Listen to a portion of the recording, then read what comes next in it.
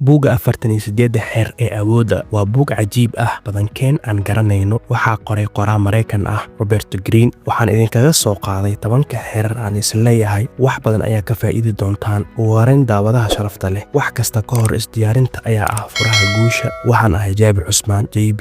10 xeer aan soo wado haddii aad samayso joogtayso waxaad yeelan doontaa shakhsiyad adag iyo awood. haddaba ku soo dhawow muuqaalkeena maanta. xeerka koowaad, wax walba aragtida ayaa lagu qiimeeyaa. naftaada ka dhig mid soo jiidasho leh si aqbalaada u badato. xeerkan cajiibka ah waxaa laga wadaa u muuqo qof muuqaal ahaan hagaagsan, kalsooni ka muuqato. dadka waxay qiimeeyaan waxyaalaha aan indhaha dhaafin sida lebiska qofka, dhoola cadayntiisa. markaad aamusan tahay, bini'aadanka wuxuu kugu qiimeyn doonaa lebiskaaga iyo qaabka. markaad hadlaysane waxaa lagugu qiimeyn doonaa hadalkaaga iyo ficiladaada. haddaba mar walba ku dadaal inaad hagaajiso oo wanaajiso naftaada sida lebiskaaga, nadaafadaada iyo hadalkaaga. hadalkaagu yaanu ka badan intii loo baahnaa. inta badan uu hadalkaaga jar yahay waa inta badan aad awood yeelanayso. xeerkan waa muhiim. aamusnaanta waa awood. aamusnaanta waa habka looga fogaado dhibaatooyin badan. hadalka badan aan micno lahayn waxaad ka dhaxlaysaa qiimo la'aan. haddii aad rabtid in hadalkaaga la sugto, lagu ixtiraamo, mudnaan lagu siiyo, hadalkaaga ha yaraado. wax walba taagan ha ka hadlin. hadalkaaga intuu badan lahaa, aamusnaantaada iyo wax dhegaysigaaga ha bato. daawade, haddii indhahaaga hagaagsan yihiin, dunida waa jeclaan doontaa. laakiin carabkaaga hadduu quman yahay oo wanaagsan yahay, adduunka ayaa ku jeclaan doona. xeerka saddexaad, guulayso adigoo ficil samaynaya, ha ku guulaysan adigoo murmaya. muranka iyo cadam muujinta waxay badbaadin karaan cadowgaaga. bedel fikradahaaga, ficilkaaga ha hadlo. xeerkan waxaa laga wadaa hadal yar iyo howl badan. aslan mar walba muranka ama dooda ma wanaagsana. haddii aad tahay qof cabasho badan oo muran iyo dood badan, wax yar iyo wax weynba ka dooda oo ka xanaaqa, maanta wixii ka dambeeya bedel dabeecadaas. dooda badan waxay ku dhexalsiinaysaa laba shay. midda koowaad, inaad noqoto qof jilicsan, wax yar un ka carooda oo durba xamaasadiisa iyo cadhadiisa la kicin kara. labo, waxaad ka dhaxlaysaa dad badan oo cadow ah oo ka xumaada guushaada. noqo qof degan, aan hadal iyo dood badnayn. bini'aadamka ma rumaysan karaan erayo maran, waxa ay rumaystaan keliya ficil muuqda. xeerka afaraad, isticmaal maqnaansho si ay u korodho tixgelin iyo qadarin. inta badan aad muuqato waa inta badan caadi lagu arki doono. iska dhig miday adag tahay in la helo. xeerkan waa muhiim. ha noqon qof mar walba la heli karo. bini'aadamku waa noole cajiib ah. haddii aad isdhahdo u wanaagsanow cid walba xilliga ay doonto ha ku hesho, noqo mid mar walba wixii la raba laga helayo. halkaas waxaad ku luminaysaa dadnimadaada, waxaadna ku luminaysaa qiimaha naftaada.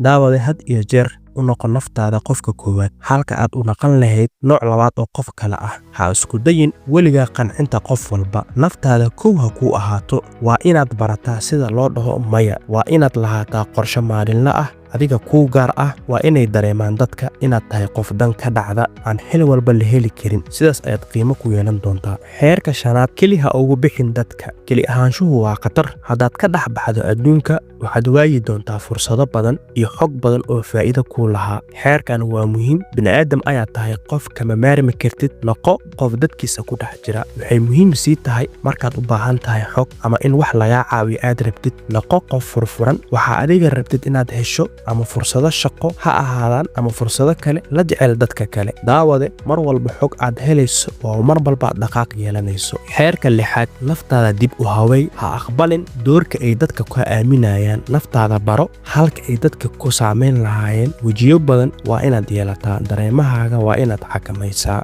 xeerkan aad ayuu u muhiim yahay. ha ka sugin dadka inay 100% ku caawiyaan ama ku dhiirigeliyaan. dadka waxay jecel yihiin wax walba inay kaaga dhigaan wax adag aan la qaban karin. daawade, qofka ku guuldaraysta qorshe dejinta wuxuu qorsheeyaa fashil. naftaada cid aan ahayn ha ka sugin inay kaa bixiso xaaladda aad hadda ku sugan tahay. qofna ha eedin, shaqo la'aan ha eedin, dowlad ha eedin. naftaada ka dhig mid aad adiga xukun ee naftaada yay ku xukumin iyada. dadka waxay doonaan ha kuu xumeeyaan, balse adiga ahaw qof meel ay u caddahay. ha daalin, ha joojin, balse naso. ha xiisa dhicin, balse xamaasad yeelo. xeerka toddobaad, baro dulqaadka. ha u ekaan mid degdeg badan. Baro sida loo sugto waqtiga saxda ah. Xeerkan wuxuu ka hadlayaa dulqaadka. Daawade, maalinta aad beeratay mirta ma ahan isla maalinta aad guranayso. Dulqaad la'aanta waxay ka dhigaysaa qof wax walba ku adkaada nolosha. Inaad noqoto qof degdeg badan waxaad ka dhaxlaysaa dabeecad xumo, fashil iyo xanaaq badan. Qofka dulqaadka leh aan degdega ku jirin waa qofka ka doorbidaya inuu gudaha ka gubto, yacni aan muujinin falcelin xanaaq leh. Mar haddii aad barato qaabka loo kontaroolo noloshaada, dareemahaaga, guushaada ayaa si sahal ku imaanayso. Daawade, u muuqo qof degan oo dulqaad badan. Xeerka 8aad, iska indhatirida waa argoosiga ugu wanaagsan. Inta badan ee aanan danayn waa inta badan aad awooddaada kordhayso. Markaad wax danayso waxay kaa dhigaysaa inaad weydo waxaas ama kaa baxsadaan. Marka waxaa wanaagsan waxyaabaha qaar inay kaa baxsadaan aad iska indhatirto. Qodobkan waa tiirka guusha. Inta aan la gaarin dadka inaad iska indhatirto hadalladooda, baro qaabka naftaada isaga indhatiri lahayd. Nafta ma jecla daalka, wax aqrinta, diidmada, shaqada. Daawade, joogtay oo ku dadaal nafta waxay neceb tahay si aad u gaarto waxaad adiga jeceshahay. Kadib ayaa iska indhatiri doontaa wax walba. Daawade, hadallada dadka haddii aad u nuglaato waxay kugu reebi doonaan saameyn iyo tiiraanyo badan. Weligaa kama kicisid. Beddelka intaad isku mashquulin lahayd hadallada dadka, ku mashquul naftaada iyada horumari. Xeerka 9aad, ha aaminin wax bilaash ah. Wax walba qiimo ayuu leeyahay. Inaad lacagtaada wax ku bixisaa waxay kaa badbaadin kartaa shabaqyo badan oo lagu dhigi lahaa ama dembi iyo eed lagu saari lahaa. Xeerkan wuxuu ka hadlayaa nolosha wax free la dhahayo ma jiro. Haddii aad rabtid noloshaada inaad tayayso, ha ku fakirin waxba igama baxayo. Sheyga lacagtaada aad ku bixiso ayaa kaaga kalsooni badan wax walba bilaash ah.